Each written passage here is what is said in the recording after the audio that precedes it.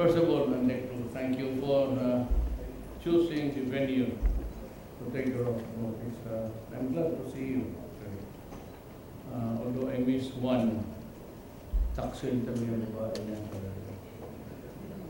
Ganun talaga yan siya. Hindi mo maasahan. But anyway, hindi pala, kung gusto ko na pala ang gagal. So, anyway, ang gusto kasi mangyari, if I may allow a few minutes with you just to stay loose. Mag-off lang kayo tapos tatalikod ako. Just with the city mayor that sabi ko, I cannot do that. That is only that. Yun sa mga kinasabihin mo mga barangay. It could not look good just to administer an order talikod ka. At least you may have something to say to everybody.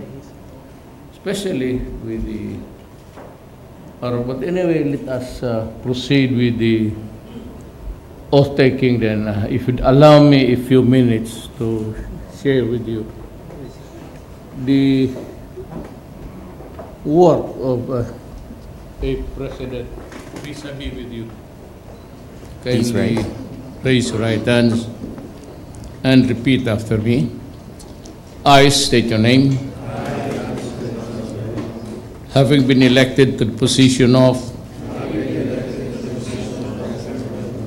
do hereby solemnly swear that I will well and faithfully discharge to the best of my ability the duties of my present position and of all others I may hereafter hold under the Republic of the Philippines.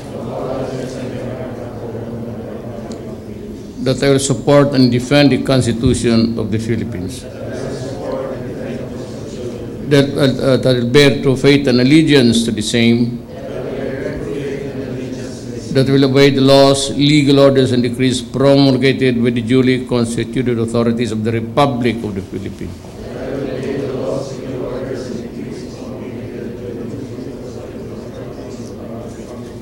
And that I impose this obligation upon myself voluntarily without mental reservation or purpose of evasion.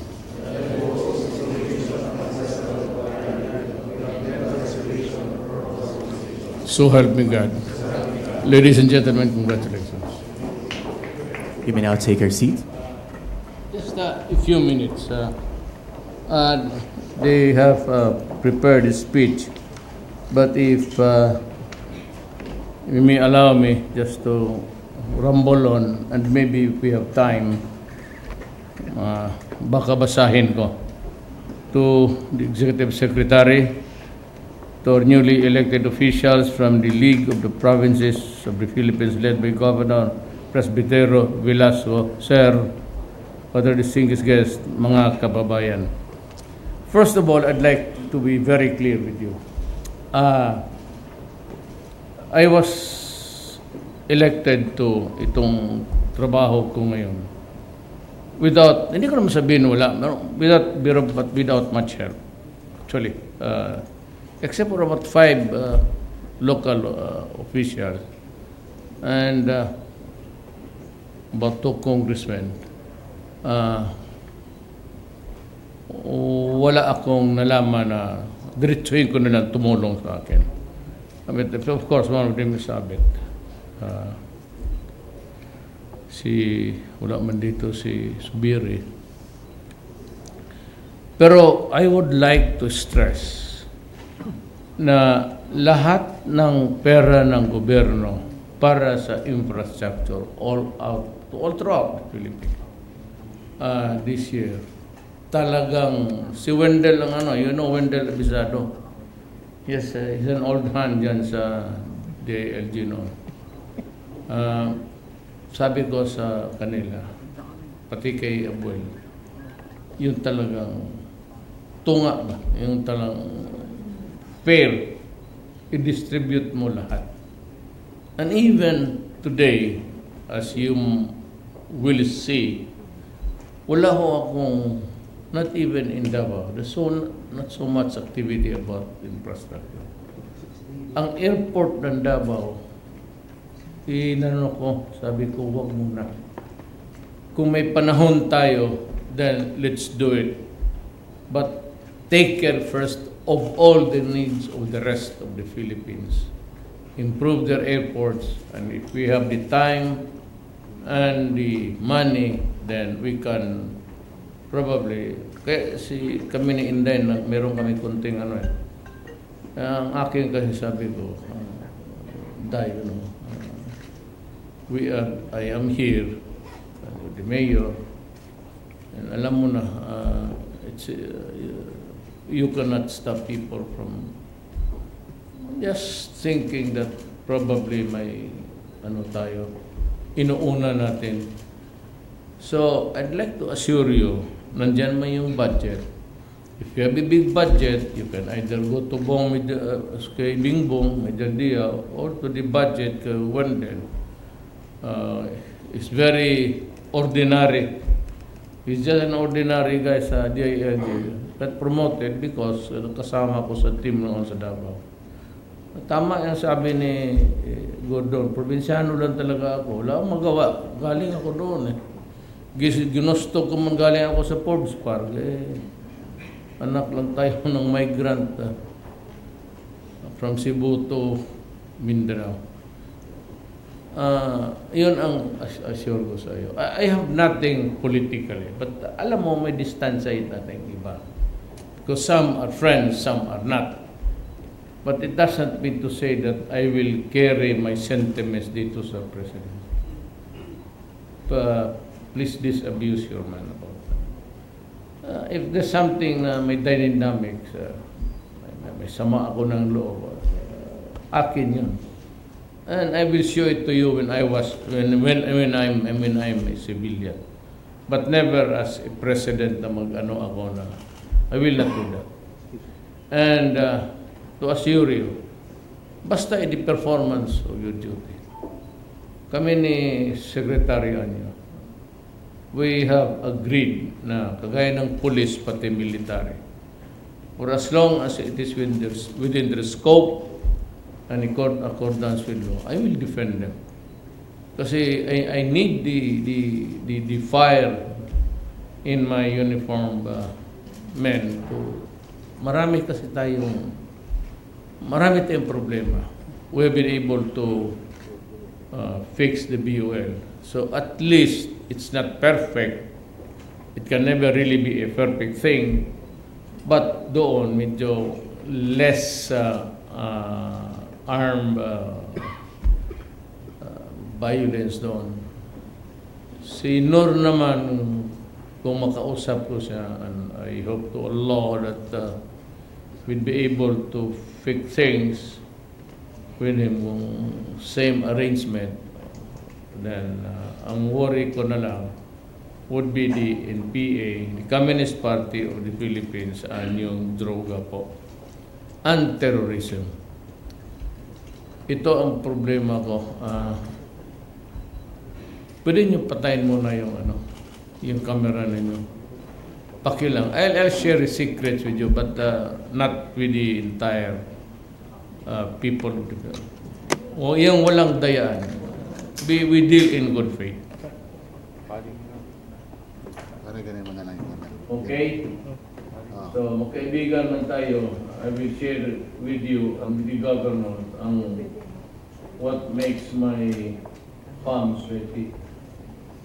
Yung technology ng tutukan. They've done it several times in Polo. And I know that there's a problem. It's not about the Tausug. It's not about yung mga taga-Basila. It's about the ISIS. It is a virus that has contaminated the police. Ang tinatakutan ko lang po, if they would bring in dito sa Mindanao and Mindanao, pati sa ibang lugar, yung iparking nila yung sakyan, tapos puputukin. Pag yan mo ang nangyari, sabihin ko sa inyo, I really would not eat. Baka hindi ko rin mahalin. Kasi kung araw-araw na ng gano'n, no amount of martial law, it cannot help us anymore. Maybe I would declare another kind of an emergency, but I have to deal with it in a very different way because it will be actually a war. A war against the ISIS. It's a global threat. It's a global war. So if you are sucked into the vortex of violence, you have to respond in the way you should be responding. Yan ang dyan ako. Luya ko rin yun. So dyan ako nagkabit. I-roll mo na tayo. Yun namang komunista. Pwede na tayo.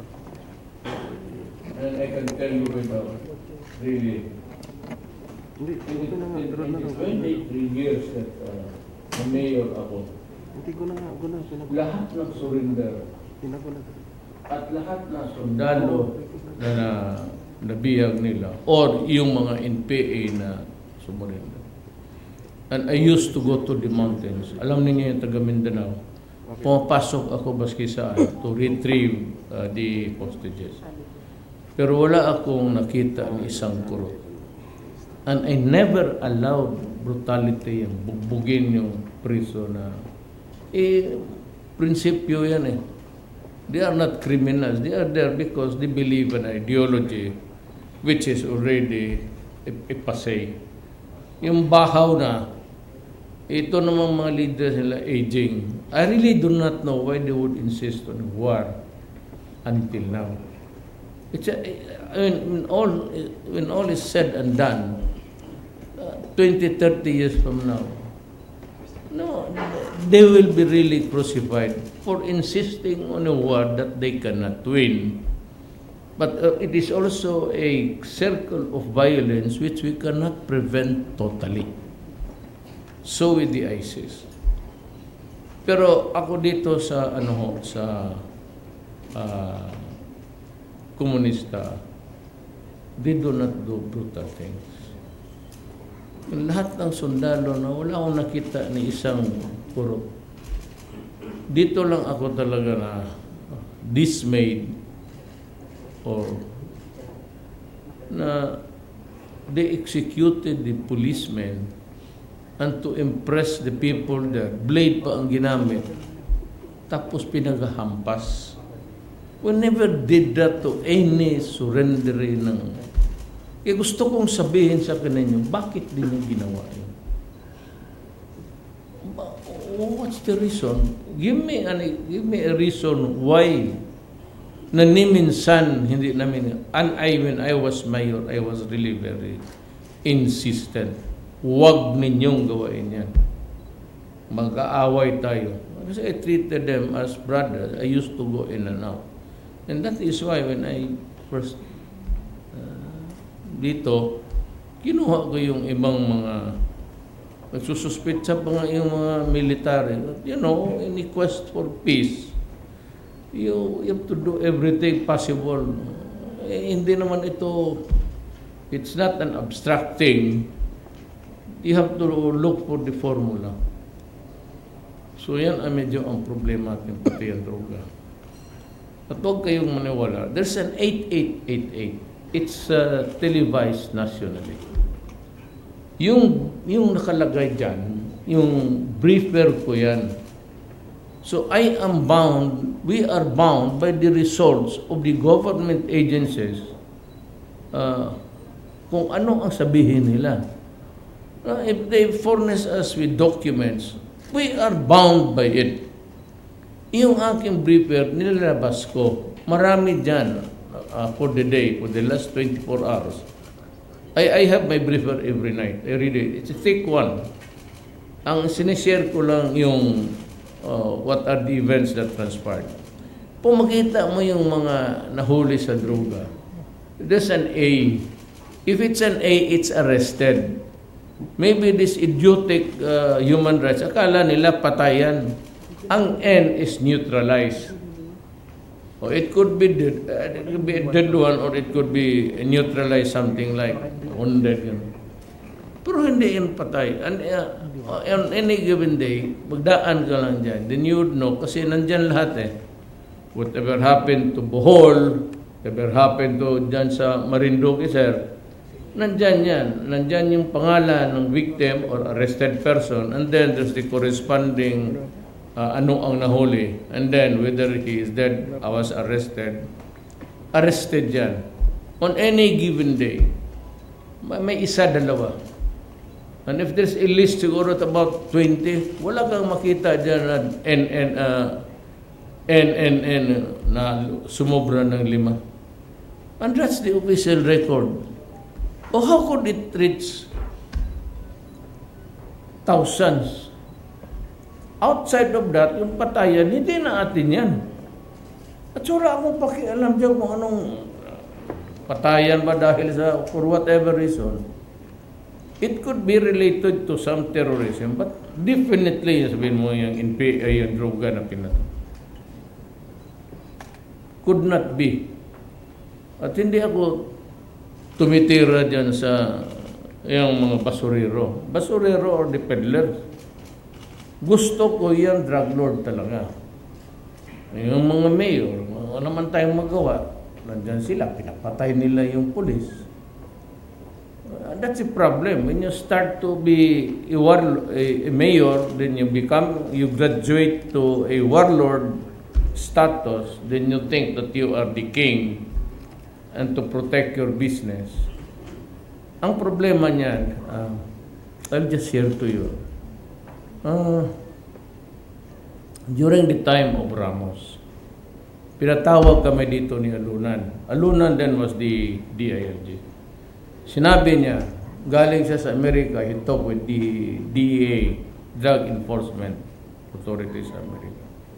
He was told that sa collated reports all over the Philippines and Southeast Asia, at the rate that they were being swallowed by the drug contamination, they would not be surprised if we become a narco state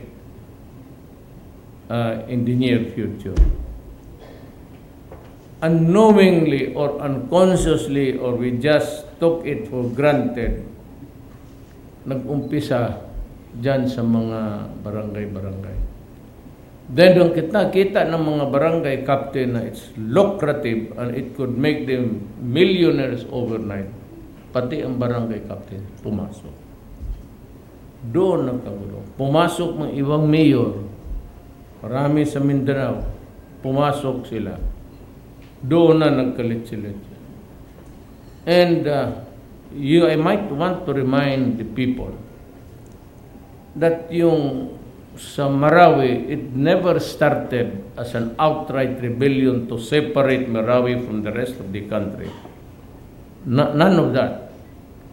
It was because some policemen went to Marawi to serve a warrant of arrest for one of the Maote. Drugs. So there was a firefight. Nobody was hurt. Nag-retreat yung police, then called in the armed forces. Ang pinadala yung Marines. The following day doon sa Pande, naubos yung 9 Marines. That started the fighting. Remember, it was a drug-related attempt to arrest. It was never a declaration that we are separating. That's the essence of rebellion. That you remove a territory or a place from the rest of the country and you want to declare independence. Wala man yun. So, yun, hindi alam ng human rights na marami akong sundalo, pati police na matay. And today, I am losing 1 or 2 policemen a day. So, yung pinapalabas ko lang dyan, makita naman ninyo, puro arrest yan. May makita ka dyan, 1, 2, neutralize. Talagang lumaban. Talagang lumalaban yan eh. So, I just want you to know kung ano ang sitwasyon. Kung sabihin ng human right, pupuntahan kayo doon. No, we are bound by the reports of our government agencies. If that is what the police tells me, that is what happened all over the Philippines, yun. But wala akong nakita na mass killing na ano. Itong mga human rights, pati na itong New York Times, binibili nila, they're buying the story about ganito yan eh. Pumunta ako sa Sagay. There was a killing about during a meeting about a land dispute. Alam mo ho, sa Negros, they are implementing the Maoist commune system. They are not allowing the true beneficiaries, yung tenant talaga, the tenant to till the land for the landlord for the last 400 years of... pinasok tayo ng imperialism eh. Kinuha ng mga katsilal at pinagbibigay nila. And you would notice that it is only in Central Luzon, pati Bacolod ang Why? Dahil sa sugar. Ang sugar noon was the number one commodity na kung gusto mong yumaman. Sugar quota. Alam ninyo yan. Kung sino yung favored few sa gobyerno, o sila yon. So, Bacolod, maraming sugar, plus Central Luzon. So, ang pinakamalakas, at saka yung publish na kay Cory, I never criticize Cory. As in, nawala lang yung land reform as a lawyer. And may kunti kaming lupa. Nothing of significance to anybody. But yung, sana yung, mahirapan ako ngayon mag-ano. Kasi they would remind me about so many killings connected with Dunya Lucita before it is actually given. How many killings took place there? Marami yung namatay doon. So, sana sinali niya ang Dunya Lucita, sinabi ko. That's what I said because yun ang makausap ko itong I'm still friends with them. So Dunya Lucita, more than 100 persons died along the way in the implementation of the land reform. It could have been avoided kung pati yung Dunya Lucita sinali na niya noon. She was the president, she was in control of everything. Yun ang feedback na, yung makausap ko, pumunta ako ng Sagay. Kasi ang gusto nila doon, sir, you have to be a member of the Federation ng Manggagawa. Sila ang may sabi, they have to say, kung sino ang ilagay nila doon. Not necessarily the original beneficiary. As mandated by the landlord. Sila yung maglagay, parang commune system. So, yung iba, kung 2-3 pamilya mo, you are assigned to a smaller. But it should not, it could not, you can't be, it could be the land that your family were tilling for so many years. Diyan ang nangyari sa Negros. At dito sa Central Luzon. Bakit? Because it is part of their genetics. Sa Mindanao, maghanap ka ng NPA. Walang land dispute doon. Mag-recruit ka. Wala silang. But itong mga tao, itong mga descendants ng mga tenants for 300, 200 years, nandyan part of their genetical order. Ang sakit sa puso nila. Na yung lulo nila, pati lulo, tatay ng lulo nila, down the line. Hindi talaga nakatikim lang. Ano ang land reform? May sakit sila. Aside from the ideology, nandyan sa genetical order nila, yung Central Luzon, pati yung mahirap. Kaya hanggang ngayon, tell you, in both dyan, mas marami ang mahirap eh. Mas marami ang nasa side ng komunista kaysa gobyerno.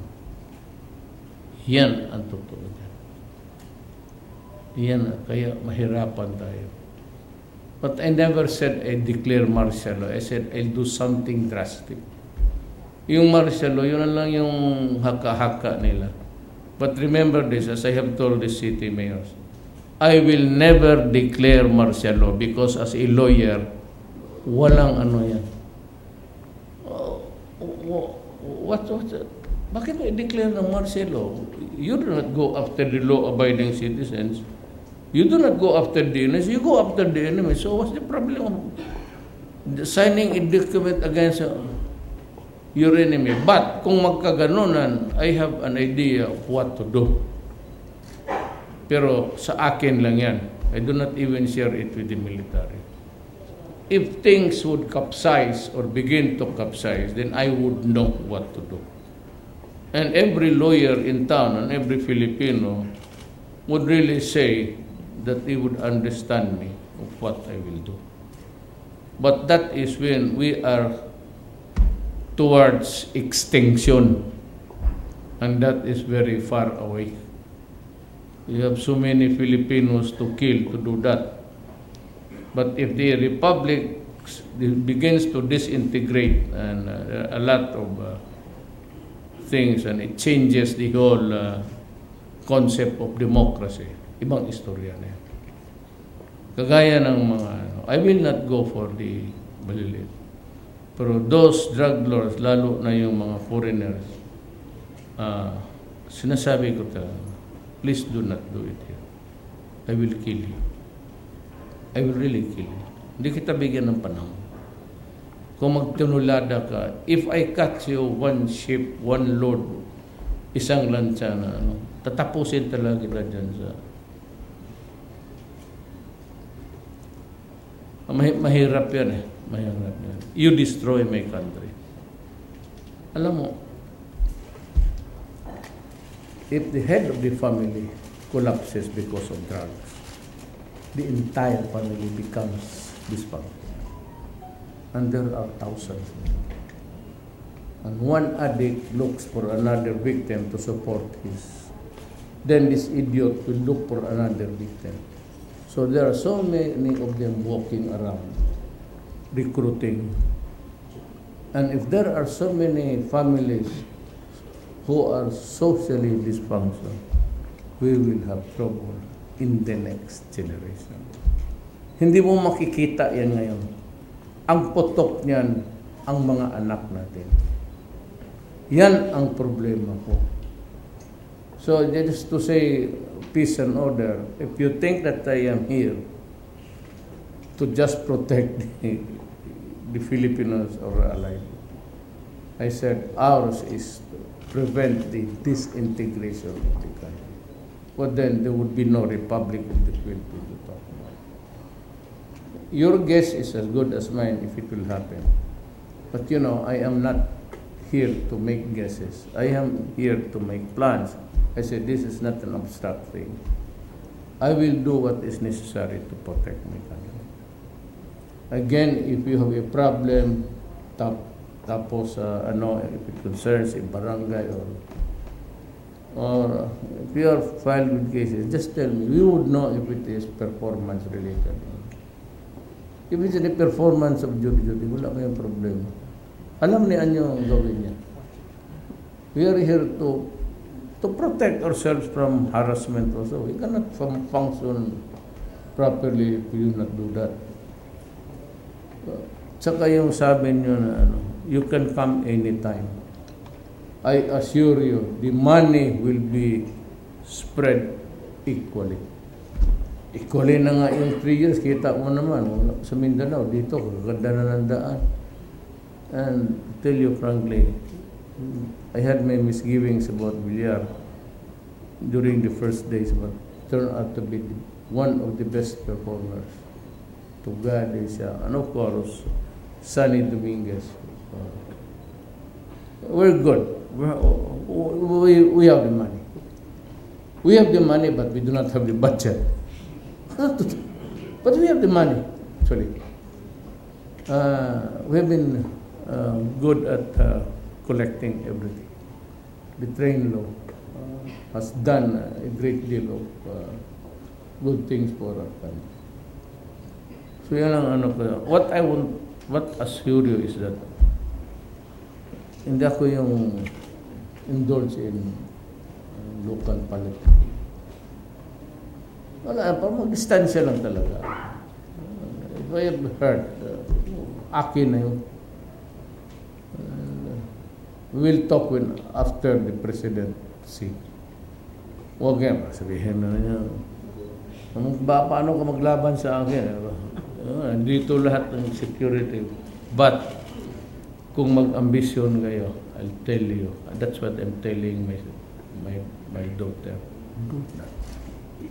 And if anybody of you here entertaining, maniwala kayo sa akin. You only have 200,000. Walang papel dito sa gobyerno about contracts, about MRT, LRT, reclamation. Maski baliktarin mo ako paglabas ko sa Malacca, wala kang makuha maski piso sa akin. I do not allow contracts of any kind, of any sort on my table. Wala. Kung kaya mga kontrata gano'n, if it's a project, you go direct to say Dominguez, then I can call Dominguez for you. If it's DILG, I can call Anyo. Pero kontrata, wala ho ako. Zero ako dyan. Not even a call. I do not make calls. Baski na may nagmumonitor sa akin, I only call, siyempre, nurse na lang. Pero wala, totoo, wala akong ano. So, wala kayong, everything will be spread. And if there's anybody asking, you just tell me. Ganito na lang, hindi natin may iwasan eh. Sagarin mo na lang ang presyo. Wala yung sabihin mo na this project would cost us, sagarin mo. Ay, lakihan mo. Tapos, a few millions. Maybe 5 more. Sabi ko sa kanila, yung kikita ng ano, para yung 50 million project, 50 million talaga, ibuhos mo na doon. Tapos yung kita ng contractor, yun ang pamigay niya doon kung sinong udiputa bigyan niya. Pero yung project ninyo, nandyan. Kaya sabihin ko kay Pugade pati ano, taasan ninyo. Make it legal. Total kung sa betting, kung ano, make it if you. Kasi kung magdegosyo ng contractor, you do not profit anything. Gago, bakit ka pa magdegosyo? Why do you have to go into business to lose money, lose your funds? Taasan na lang niyo, make it legal. Mas mabuti pa ganun. Pero yun ang mga commission lang. You are the commission and the original price. But there has to be a limit. Huwag naman yung commission na 25 million. Sobra na yan. Mga 21 lang. Tama-tama na mabuhay tayong lahat. That's enough. You know, it's business. It's business. There has to be profit. So you have to think that those people will really look for profits, and some will want to share with profits. Mga engineer, pati mga barangay, di kasali na yun sa ganansya niya, sa what he would profit or gain from it. We understand that. Otherwise, kung ganon, I tell the people, forget about infrastructure. You cannot do it by just laway na malugi yung tao. He is there to make profit. So give them the profit, but it has to be, you want corruption, stop, isali na lang ninyo sa, para magkaroon naman ng konti. Ayun ang pamigay niya. Pero, puro man mayaman na kayong lahat, hindi naman kayo.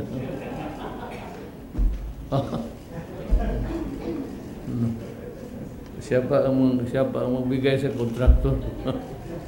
So I'd like to say thank you for coming here. I'm happy to see you, sir. Thank you very much, Mr. President, for your message, and we shall now proceed with a photo-taking opportunity. And we will have 2 batches.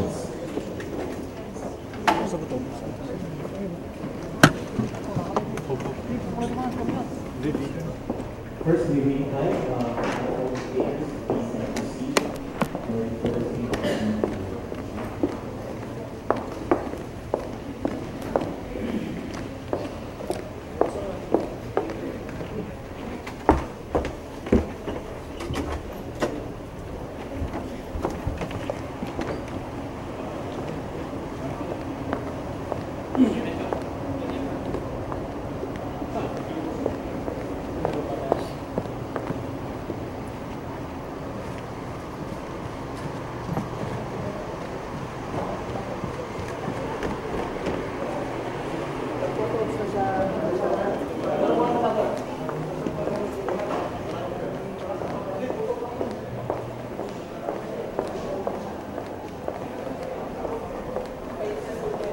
Ladies and gentlemen, we request everyone please a few moments for program.